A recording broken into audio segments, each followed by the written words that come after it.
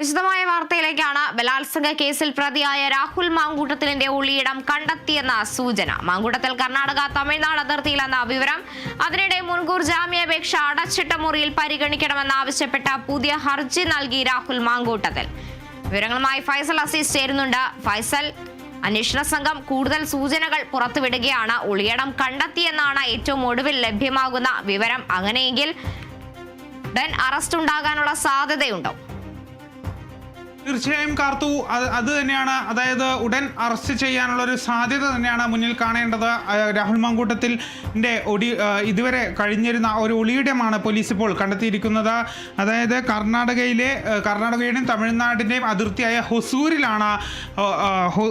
ഹൊസൂരിലാണ് രാഹുൽ മാങ്കൂട്ടത്തിൽ കഴിഞ്ഞിരുന്നത് എന്നാണ് മനസ്സിലാക്കുന്നത്. അതായത് ഹൊസൂരിലെ ബാഗലൂരിൽ നിന്നാണ് രാഹുൽ കഴിഞ്ഞിരുന്നത്. ഇവിടെ ഈ ചുവന്ന, അതായത് പാലക്കാടിൽ നിന്നും പുറപ്പെട്ട ആ ചുവന്ന കാറിലാണ് ഇവിടെ എത്തിയത്. അതിനുശേഷം ഇവിടുന്ന് രാഹുൽ കാർ മാറ്റി ഉപയോഗിച്ചു എന്നുള്ളൊരു വാർത്ത കൂടി പുറത്തു വരുന്നുണ്ട്.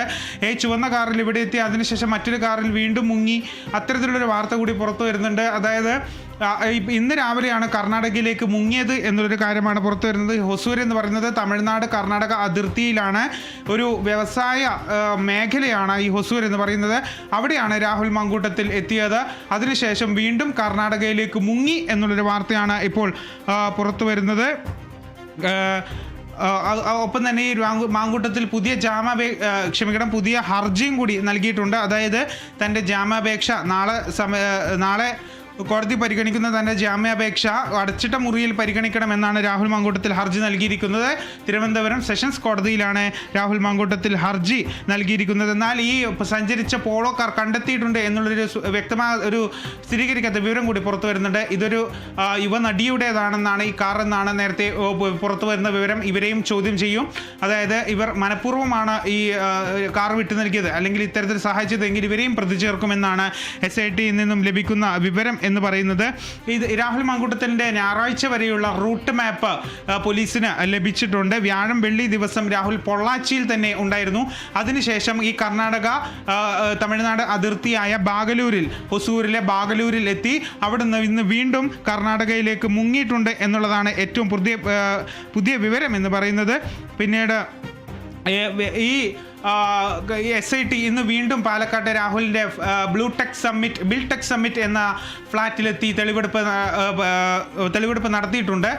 അവിടെ നിന്ന് കെയർടേക്കറെയും ചോദ്യം ചെയ്തിട്ടുണ്ട്. കെയർടേക്കറുടെ മൊഴി പ്രകാരം ഈ കാറ് ഫ്ലാറ്റിൽ വന്നിട്ടുണ്ട് എന്നാണ് കെയർടേക്കർ മൊഴി നൽകിയിട്ടുള്ളത്.